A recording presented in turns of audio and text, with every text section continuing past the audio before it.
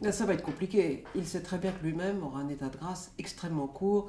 Son ami Michel Sapin parlait d'une nuit d'état de grâce. Donc au lendemain de cette élection, qui est une prouesse en soi, puisque ça fait très longtemps qu'on attendait un président de gauche, ses amis vont attendre qu'il réalise des prouesses qui sont difficiles à tenir. Donc il a plusieurs ennemis dans la place. Il a d'abord l'aile gauche du PS qui va se réveiller évidemment très vite.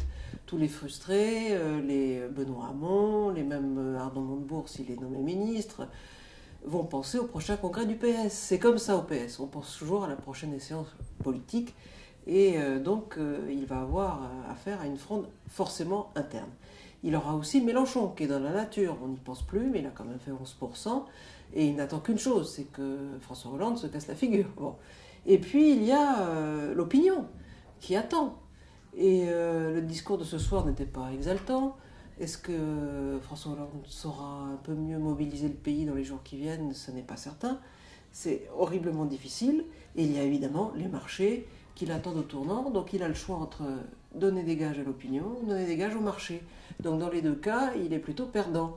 C'est extrêmement difficile à tenir.